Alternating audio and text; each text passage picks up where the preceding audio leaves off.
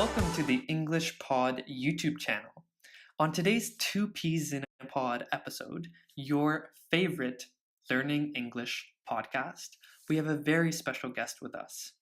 McGill graduate, born and raised in Montreal, Val. Val, welcome to the show. Thank you. Thanks for having me. So guys, before we start this podcast, we just want to say if you like it, please like and subscribe so we can continue to make these podcasts for you.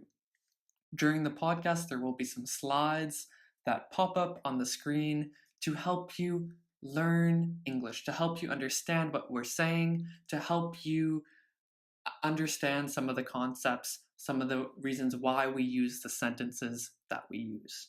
And in fact, if you want to be on the podcast, comment down below because we're going to have remote guests who are learning English eventually on the show. So, Val, in fact, your first language isn't English. Yeah, my first language is not English, it is French. Since I come from Montreal, Quebec, that is a city and a province that is mainly francophone. Let's not forget that Quebec and Montreal are in a bilingual country, that is Canada. But Montreal, even though Montreal is bilingual and you have the two communities, the Anglophones and the Francophones, and also the allophones that came later with immigration. French remained the predominant language, and Montreal, in fact, is the second most populated city right after Paris, outside of Paris. That speaks French. Yeah. Wow. So, was it challenging for you at all to learn English? I started learning English at a very young age. My parents, being both of them francophones, decided to put me in English kindergarten. However, I didn't talk for a few years and I did the rest of my education, so elementary school, high school, and then we have what we call CEGEP in our education College, yeah. College. Before university, though. Exactly. I did all of my education in French, having also all of my friends, my neighbors that were francophones. It was kind of the only environment that I really knew and that I was really familiar with. And then you went to an English university, McGill, the prestigious McGill University in Montreal, where you studied political science in English. Exactly. Well, at a certain point, when it was time to choose university, I decided to go and choose English to get better, and it's a great asset to speak English, and it was to me I couldn't conceive the fact that I was Canadian. I couldn't be very fluent in English. So I decided to apply to that university, luckily got accepted, and it was a big challenge to switch from a francophone system to an English system, going to your classes in English, listening to the professor speak in English. That wasn't much of a challenge to listen, but more to write text or to study in English, learn everything by heart in English was kind of a big challenge, let's say. And having most of your fellow classmates who are mother tongue English, right? And so it's difficult to sort of keep up with that pace when you're working in your second language. Yeah, and I was a little bit intimidated and scared in the beginning because I thought that I would be one of the only ones that had such a poor English level, exactly. Yeah. But luckily, there were a lot of international students as well that had accents, and I found out that it wasn't a problem to have an accent. Yeah. And was it something that bothered you before, having an accent? It did bother me, and it did bother me only maybe once or twice in university. I remember there's a student that made fun of me because of my accent, because as you can see, there's a little French influence in my accent, but I got bothered only once from a comment. But other than that, since the other students, most of the students were international students, they mostly have an accent, and it really gave me confidence and also to speak out loud and don't be scared to make mistakes. That really helped me. And if I have an advice to give to the listeners, is to never be scared to make some mistakes, because that's the way that you're gonna learn. You're not gonna learn if you think that you know the language when you don't know it. So yeah, for sure.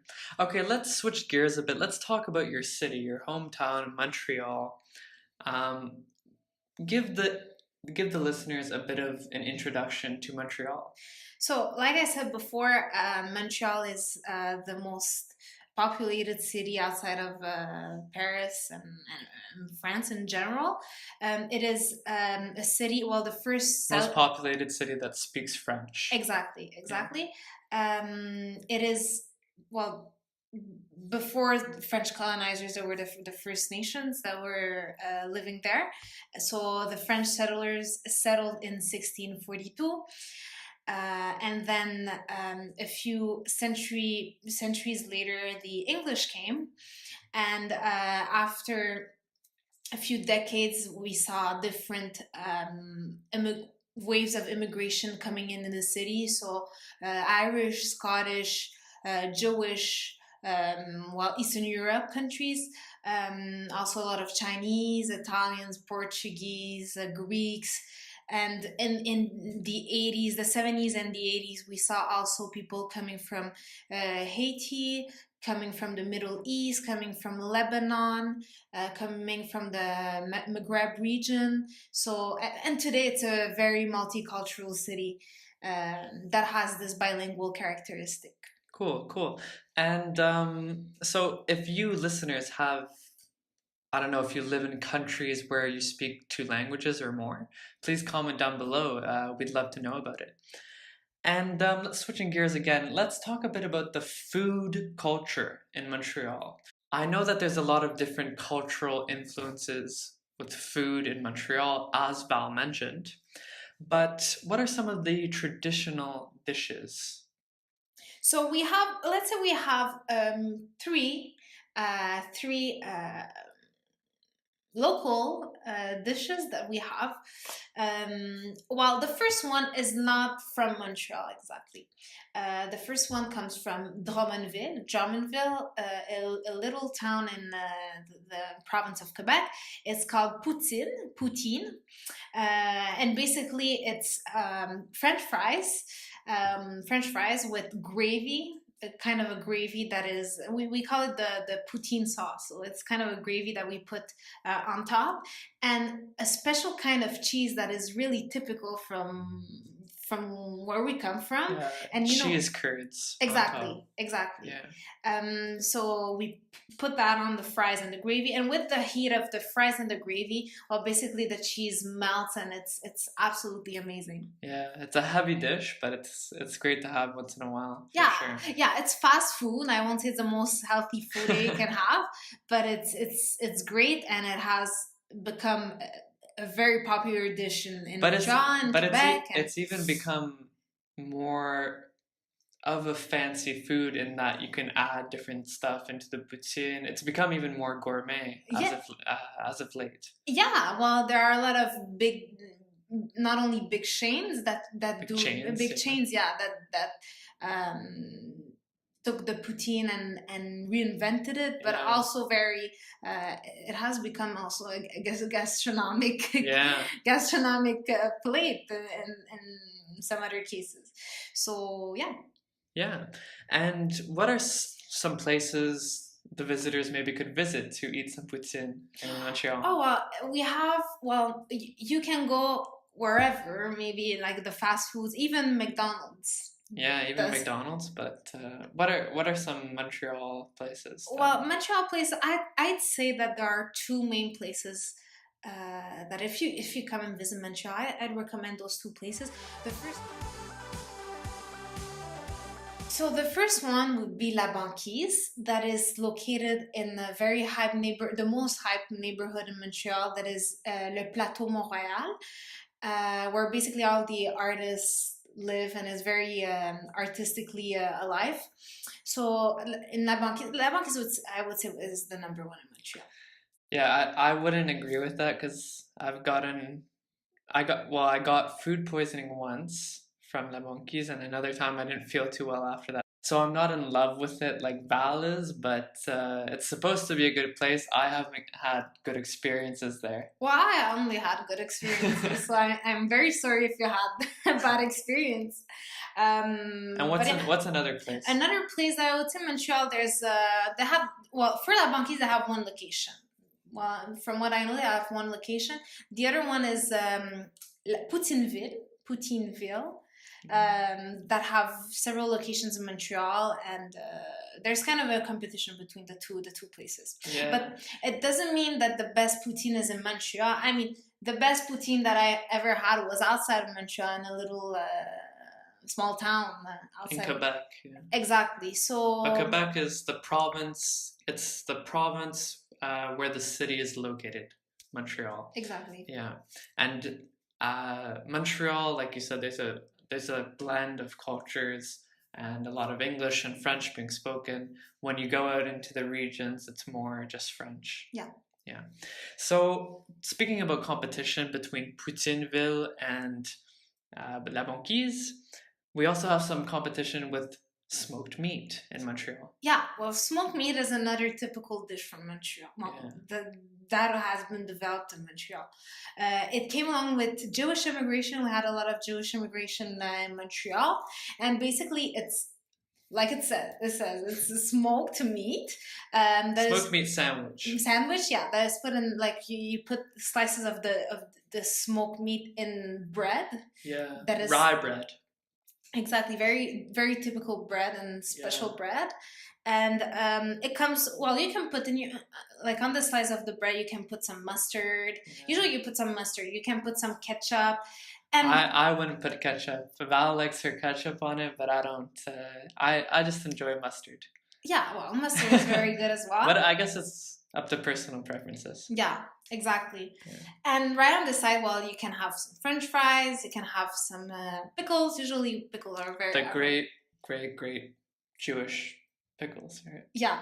Yeah. And let's say we have one main place in Montreal that we call that is called Schwartz. That's the place to go. However, right across the street, there's another restaurant that is called Main Deli. Main Deli, yeah. That does this exact same thing. So smoked meat, they're specialized in that kind of dish. And a lot of people actually prefer Maine. One example that comes to mind is Leonard Cohen. Yeah, well, Leonard Cohen, I don't know if our listeners have heard about this great poet, singer, and musician. That is a Montrealer, born and raised in Montreal.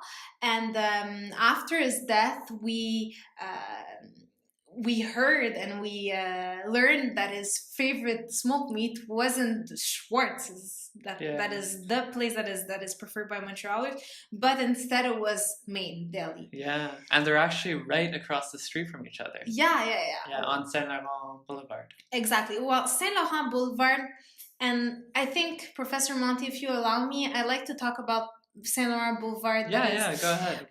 Montreal is an island. We haven't mentioned that before. Yeah. Montreal is an island in the middle of the St. Lawrence River. The St. Lawrence River, well, from one side it continues and it goes to the Great Lakes.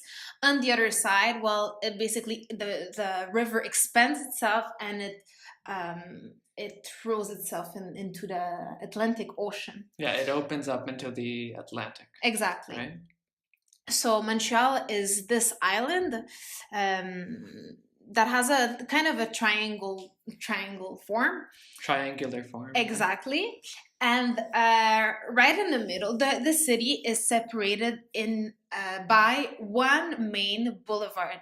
Yeah. So it separates east to west. The main boulevard is St-Laurent Boulevard, St. Lawrence Boulevard, that we also call the Main. That's interesting. And then you have Main Deli with the smoked meat sandwiches. Well, it's located on the same street, so that's why. And the Main, La Main in French, separates the city into west and east. The west being the Anglophone, the most it was mostly, now it has changed. I mean, Montreal is a melting pot, but we still see some traces of Anglophone settlements. Yeah. And the east being mostly Francophone. Yeah. Where you have Saint Denis Street, where it really starts to be really French. Yeah, exactly. Yeah.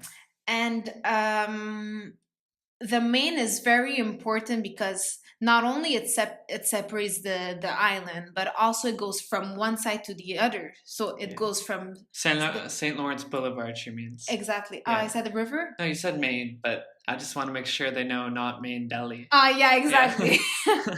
No, you're right, Professor Monty. So the city, basically, well, it goes from north to south, or south to north, let's say.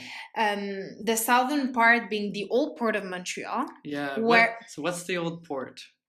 Well, I think I'm going to talk about this later. Okay. Just to say that the importance of the Main, it goes from north to the south to north. South being where there's the old port, and we're going to talk about it later. And it goes up to the north.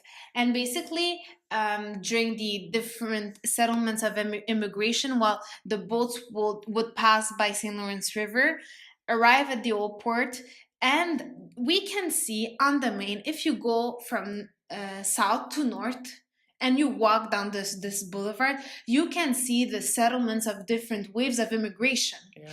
So you'll see close to the old port, there's the Irish neighborhoods, Griffintown, the first Irish settlements. Then you see Chinatown, because we had a huge Chinese immigration to Montreal. Then you see the Jewish neighborhood.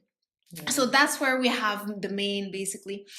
And then you'll have the Italians, the Portuguese, the Spanish, the Italians, the Greeks, and so on. Yeah, very a cultural melting pot. Exactly.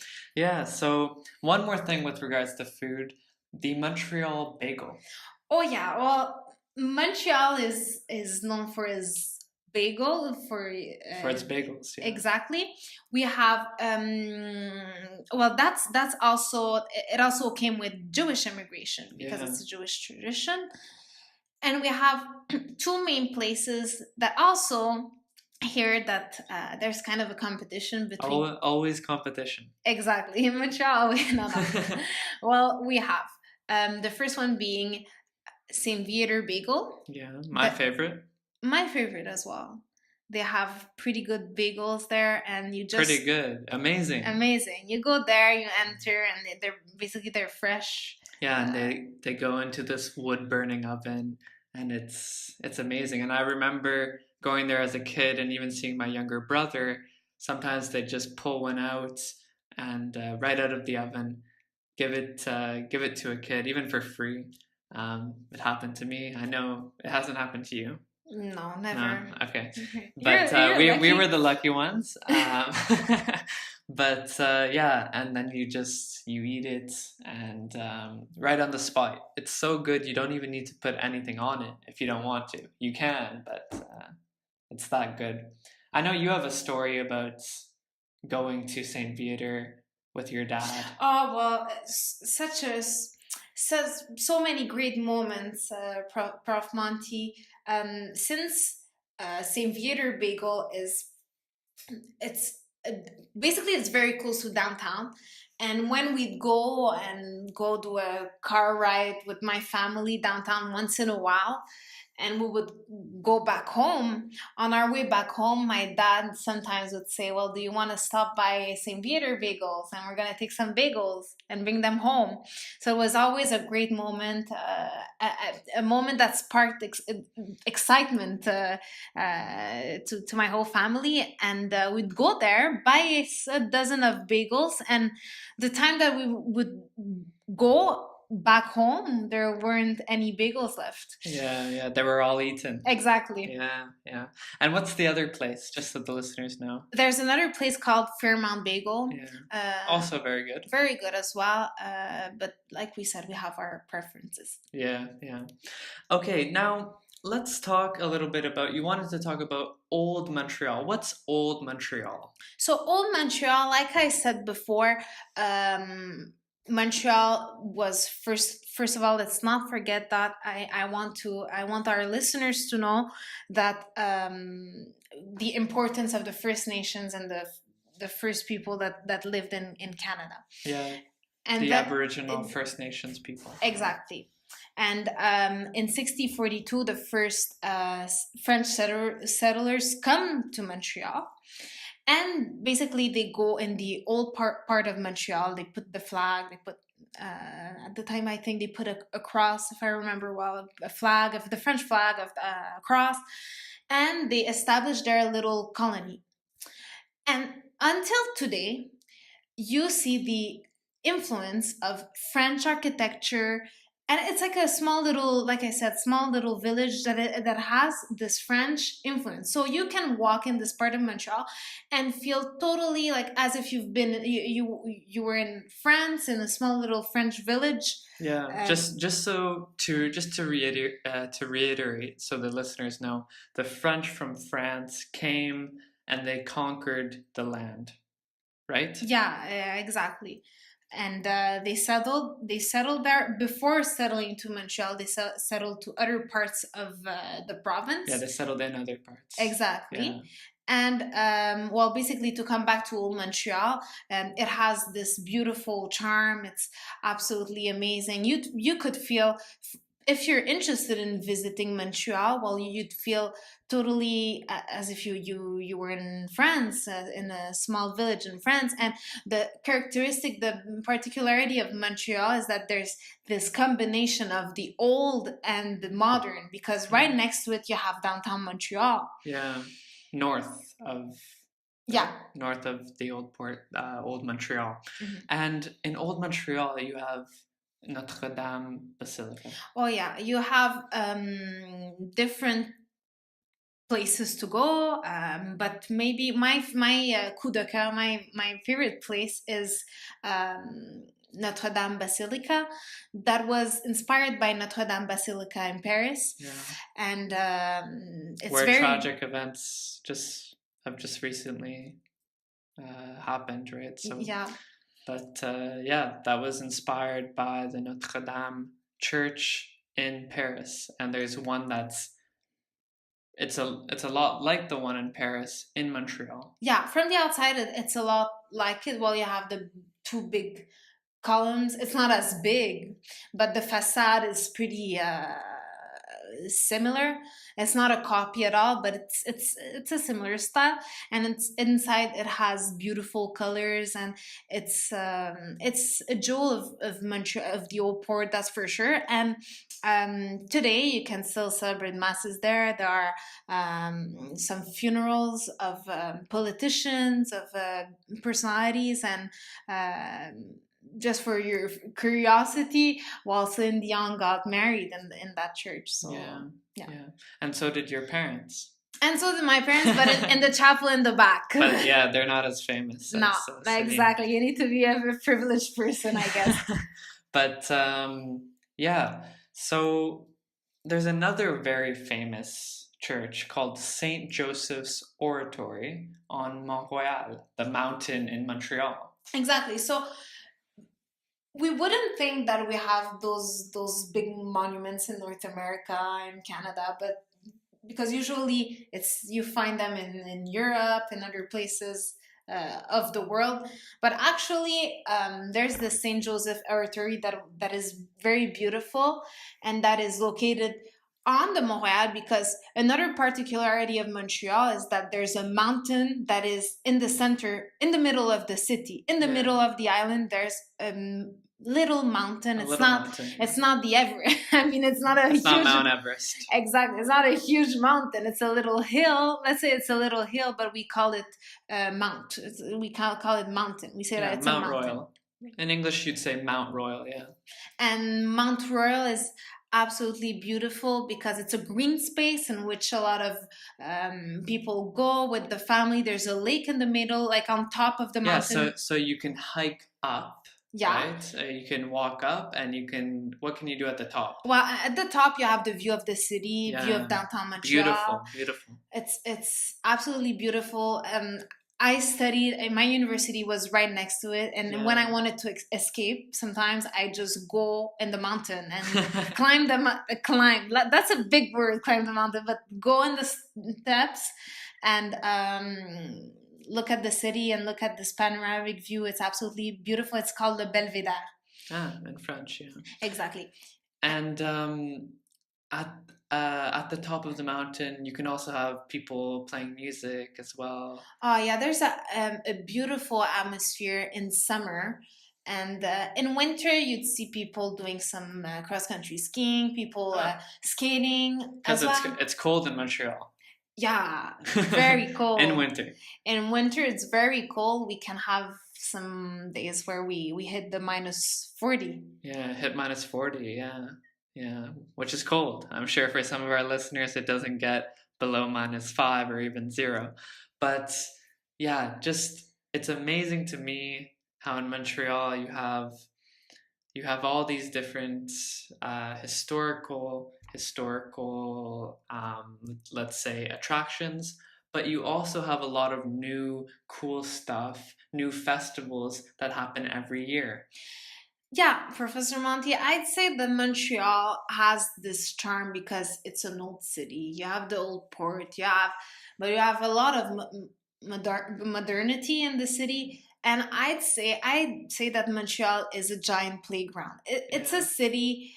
It's a city where you can be an eternal child and you never grow up, basically. Yeah. So what are some of the festivals our listeners can go to? Well, there are more than 50, 60 festivals in Montreal every year. And those festivals, they're all year long. So we can say during the summer, spring, even -40, we have festivals. We have the jazz festival, the International Jazz Festival, that is the most important jazz festival in the world. We have the Francophonie, that is for where francophone singers come, and the most famous in the world. We have Osheaga, that has become very popular in the recent years. What's Osheaga? So Osheaga is a festival, very nice festival, where you can go and you have all of your favorite singers, the most famous singers of the recent years that participate every year. And it's a 3 days festival. And you go there, and you can have a 1-day pass or a 3-day pass. And I tell you, we received so many great singers and musicians and bands in the last few years. So there's this festival. And what else? I could talk about Igloo Fest. Igloo Fest is another. What's an igloo?